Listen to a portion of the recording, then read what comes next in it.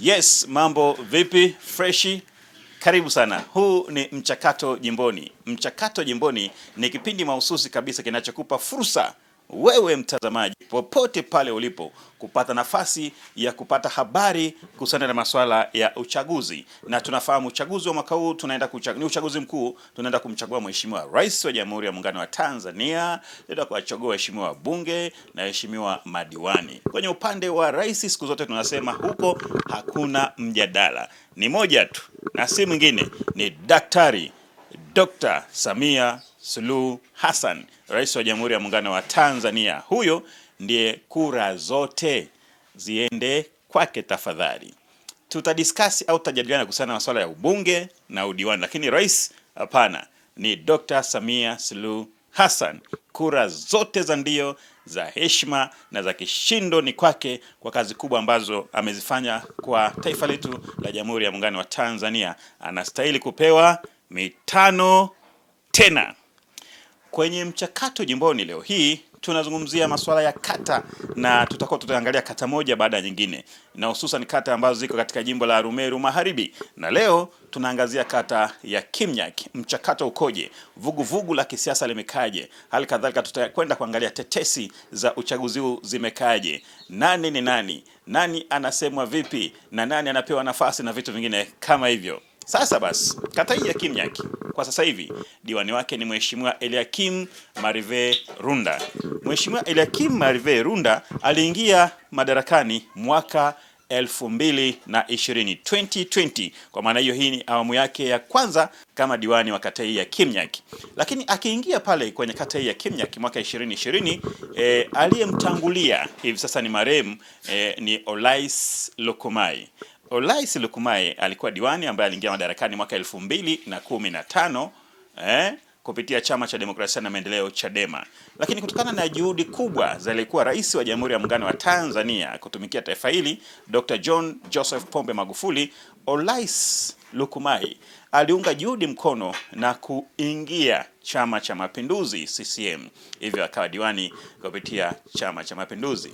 2020 katika mchakato ule, Olais aliingia kwenye kinyang'anyiro kile kutetea nafasi yake, akichuana na watu kama kina Eliakim Marive Runda, Godson ambaye sasa hivi ni mwenyekiti wa CCM kata hiyo. Lakini mwisho wa siku Eliakim Marive Runda kwenye kura za maoni aliweza kufanikiwa kutoboa ama kushinda, akiwaangusha aliyekuwa anatetea kijiti hicho ambaye sasa hivi ni marehemu Olais Lukumai. Lakini pia mwenyekiti wa CCM kata hii anaitwa Godson almaarufu kama Mzungu. Mzungu, wote waliangukia pua, na yeye Eliakim Marive akafanikiwa kupeperusha bendera ya Chama cha Mapinduzi kama diwani wa kata hii ya Kimnyak.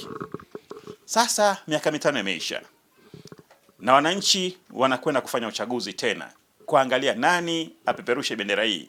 Je, wampe fursa tena diwani Eliakim Marive Runda ama waangalie mwingine katika wale ambao watajitokeza kumpa nafasi hii? Hii si ya kwangu mimi wala si ya kwako wewe, ila ni wananchi wenyewe wakati Kimnyak watafanya maamuzi muda utakapowadia. Lakini mimi nakupa tetesi zimekaje kwenye kata ile ya Kimnyak. Nani ni nani? Nani anasemwa vipi? Na hii ni kwa mujibu wa mtaani, story za mtaani zinasemaje? Nani anatajwa? Nani anasema hiki na kile? Pengine wengine labda hawajataja, lakini watu wanataja. Hizo tunasema ni tetesi za mitaani kuelekea uchaguzi huu. Eliakim Marive Runda huenda anatetea nafasi yake. Nasema huenda kwa sababu haijawa rasmi. Huenda anatetea nafasi yake. Ni miongoni mwa watu wanaotajwa katika kata hii ya Kimnyak kwamba anayo fursa ya kuweza kurejea tena kutetea nafasi yake. Na Eliakim Marive, kitu gani ambacho haswa kinatoa fursa kwake yeye wapiga kura kuweza kumwangalia kwa jicho lingine, aidha kumpigia kura na kuendelea na nafasi hiyo? Ni yale yaliyofanya. Rekodi yake akiwa diwani ndiyo ambayo inazungumza. Yapi ameyafanya, ushirikiano wake kwa wananchi akiwa kiongozi, maendeleo aliyoleta katika kata ile akiwa diwani wa kata. Yako mengi ambayo wananchi watakwenda kumhoji nayo, kumtazama nayo, kuangalia mheshimiwa ulitufanyia nini na sasa unarudi tena, je tukupe ridhaa? Lakini yako kadhaa ambayo tataja mawili matatu. Moja hapo ni swala la shule ya sekondari ya Kimnyak. Shule ya sekondari ya Kimnyak ambayo sasa hivi ina bweni kubwa la kulaza wanafunzi chini ya utawala wake Eliakim Marive Runda, ila alisimamia. Bila shaka atakuwa ni moja ya vitu ambavyo vitakuwa ni agenda atakayotumia kuweza kujinadi ama kujielezea mafanikio aliyoyafanya. Yako mengine mengi, lakini nasema tu kwa mfano, natolea mfano hilo, na mengine anayafahamu yeye na wananchi wa Kimnyak wanayafahamu zaidi yale aliyowafanyia, ambayo hayo watakwenda kumhukumu nayo. Lakini kuna wengine wanatajwa kwenye kinyang'anyiro hichi katika kuelekea kura za maoni za Chama cha Mapinduzi kumchagua diwani atakayepeperusha bendera hiyo. Ukiachilia mbali Mheshimiwa Eliakim Marive Runda anayetetea nafasi yake, wako wengine wanatajwa mtaani huko kwenye vijio vya bodaboda, mamantilie, mitaani, majumbani na kadhalika.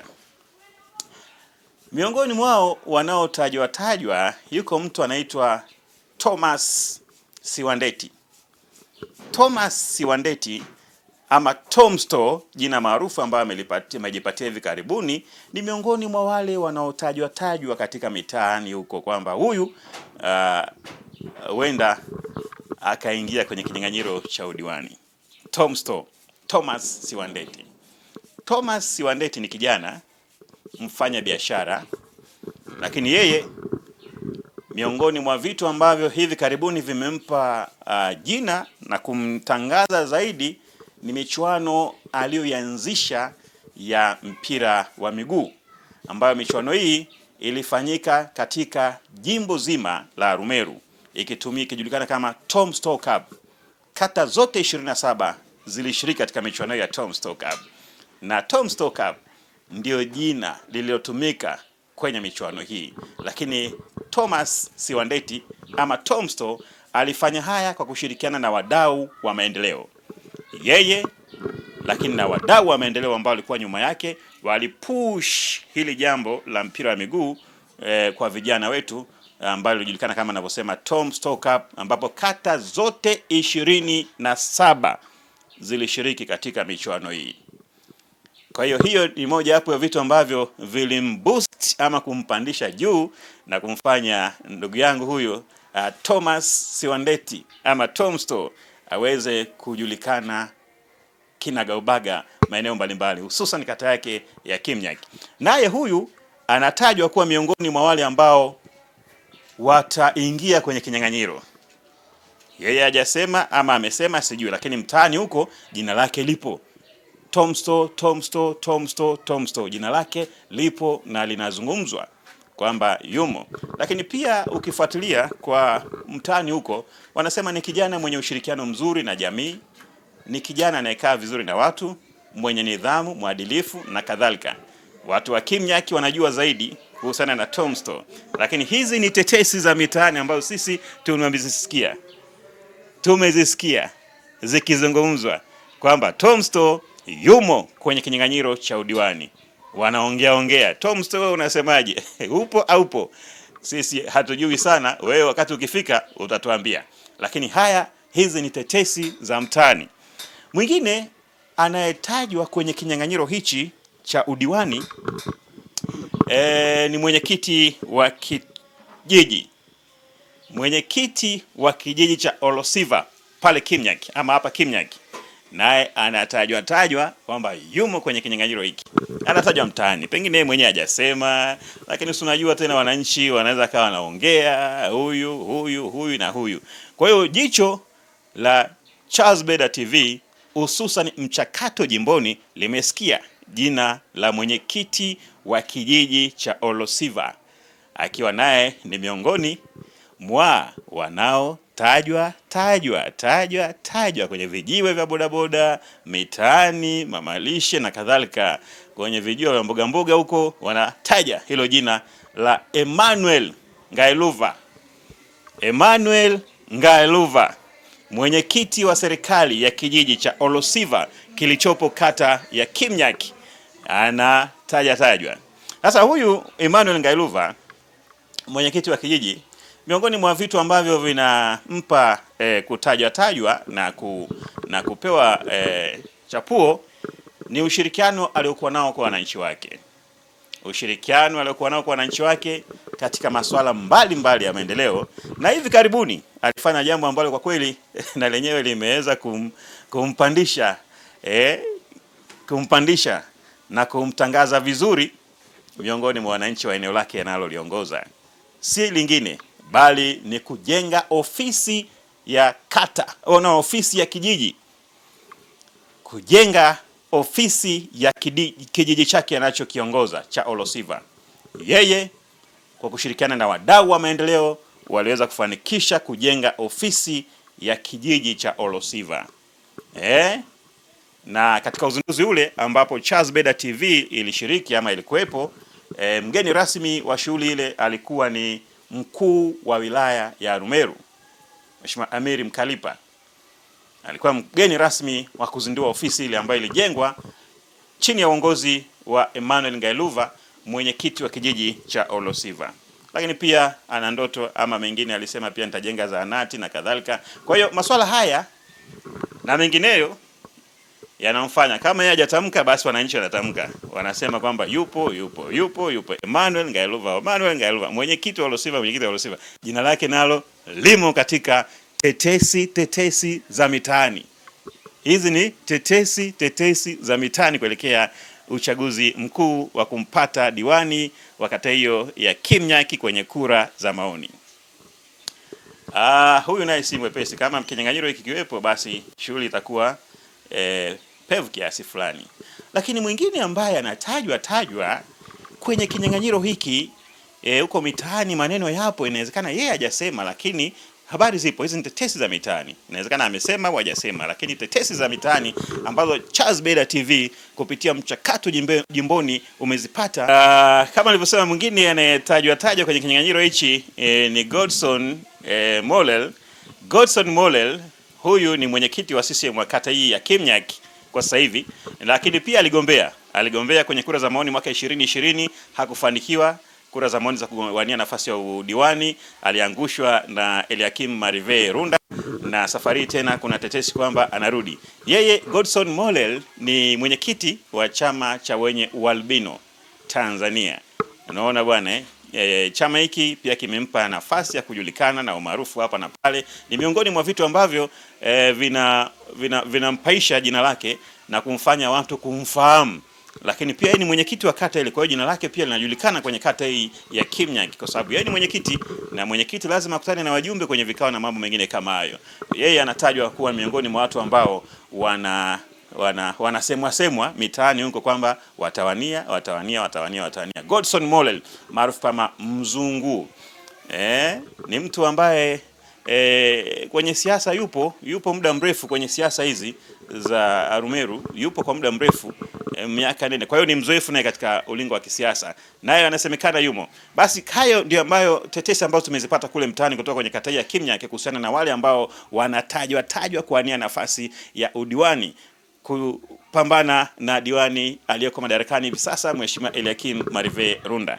Nikutajie kwa haraka. Yuko mwenyewe Eliakim Marive Runda anatajwa mtaani, na kama nilivyosema vinavyombeba ni yale aliyotenda kama katika utekelezaji wa ilani ya Chama cha Mapinduzi, masuala ya maendeleo, lakini kubwa zaidi pamoja na mradi ule wa ujenzi wa hostel ya wasichana katika shule ya sekondari Kimnyaki, vitu ambavyo amevisimamia kwa karibu, lakini yako mengine mengi ambayo aliyafanya. Bila shaka hayo yatakuwa ni sehemu ya kampeni yake ya kuomba ridhaa kwa watu wa Kimnyaki. Mwingine ni Thomas Siwandeti ambaye hivi karibuni alisisimua jimbo la Arumeru hili katika michuano ya mpira wa miguu, yeye akishirikiana na wadau wa maendeleo. Michuano hii ikijulikana kwa jina la Tom Stow Cup, ambapo kata zote 27 zilishiriki, na siku ya mwisho ya finali mshindi akipatikana akiwa ni timu ya Olorien katika nafasi ile ya kwanza, ambaye alikuwa ni mshindi wa Tom Stow Cup, ambapo wageni mbalimbali walikuwepo, waalikwa na watu wengine maarufu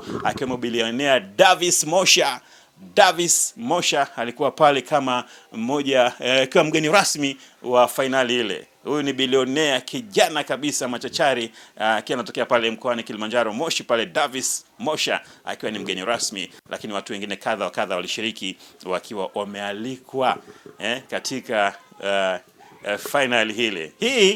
Huyu Tomsto anatajwa naye katika kinyang'anyiro kile. Mwingine ni kama nilivyosema Emmanuel Ngailuva, mwenyekiti wa kijiji cha Olosiva, anatajwa na siasa zake, ni mtu ana ushirikiano pia na wananchi wake katika eneo analolisimamia. Na mwingine kama nilivyosema ni Godson Mollel, mzungu yumo. Kwa hiyo kuna watu takriban 4 jicho tetesi kutoka jimboni kata ya Kimnyak zimewanasa. Inawezekana kuna wengine wapo lakini hatujawasikia bado. Inawezekana kuna wengine wapo lakini bado hatujawasikia au wametulia kwa sababu muda rasmi wa kujitangaza bado. Lakini pia inawezekana katika hawa ambao tumewasikia wasijitokeze pia, si ajabu kwa sababu hizi ni tetesi na zinadai kuwa tetesi kutoka jimboni na Charles Beda TV. Huu ni Mchakato Jimboni. Kesho tutaelekea kata ipi? Stay tuned, usiondoke. Charles Beda TV, Mchakato Jimboni. Bye bye.